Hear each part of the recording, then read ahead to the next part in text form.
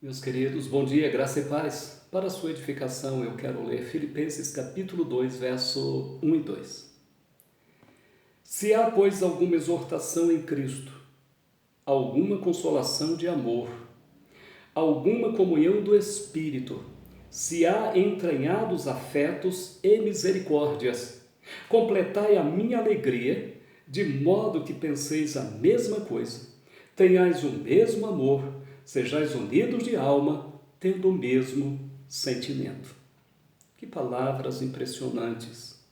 Essas palavras simplesmente, queridos, revelam que o cristão ele tem a responsabilidade de exteriorizar as virtudes que a palavra de Deus mostra.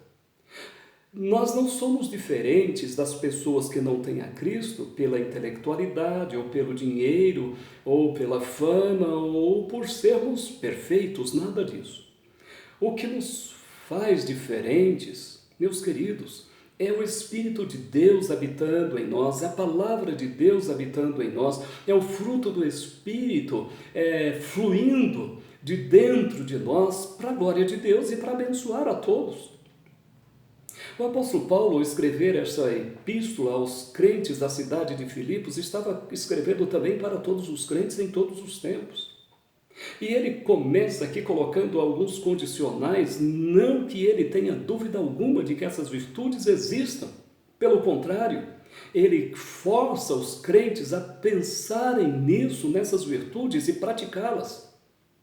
E que virtudes são essas? A primeira é, se há, pois, alguma exortação em Cristo. Claro que há, a palavra de Cristo são suas exortações, a palavra dele é a sua exortação.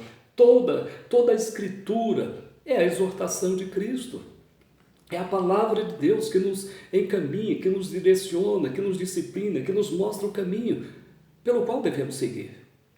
Ele continua dizendo, se há alguma consolação de amor, claro que há consolação de amor, é o amor que nos consola, é o amor que nos faz viver bem com Deus e viver bem com o nosso próximo. É o amor que nos faz enxergar a Deus como Ele é e respeitá-lo, temê-lo e adorá-lo. E é o amor com que faz que eu entenda que o meu irmão não é inferior a mim, pelo contrário. Ele é meu irmão, foi lavado por Cristo, eu devo respeitá-lo, amá-lo e procurar ajudá-lo em tudo e em todas as coisas. Claro que existe a consolação de amor. Alguma comunhão do Espírito? O apóstolo Paulo faz esse questionamento. Será que há alguma comunhão no Espírito? Será que o Espírito Santo é comum a todos os cristãos? Ou será que um cristão tem e o outro não tem? Claro que o Espírito Santo é comum a todos.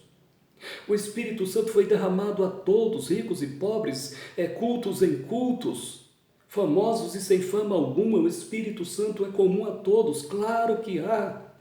Então ele continua a dizer, se há entranhados afetos e misericórdias.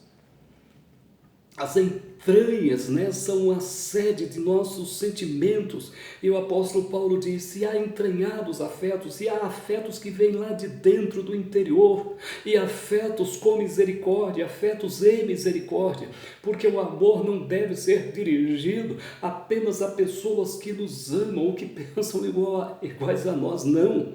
As pessoas têm que ser amadas independente delas, como elas pensam e agem. Por isso que vem a palavra afetos e misericórdias. As misericórdias são dirigidas a pessoas que não merecem, que necessitam, que estão em situações difíceis. Depois que o apóstolo Paulo cita isso, ele diz, agora vocês devem completar a minha alegria. De que maneira? Pensando a mesma coisa. Não quer dizer, o apóstolo Paulo não está ensinando que eu não tenha direito de pensar em outras coisas, pensar na minha vida, na minha família. Não, ele não está dizendo isso.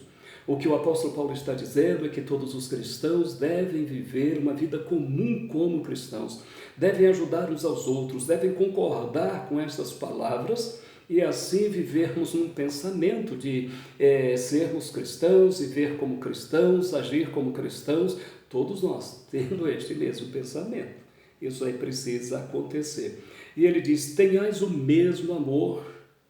Que amor, que mesmo amor é esse? O amor a Deus e o amor aos homens. Não é um amor que só se ama quem nos ama, e só faz o bem a quem nos faz o bem, e paga o mal com o mal. Não, esse é o amor que todo mundo tem.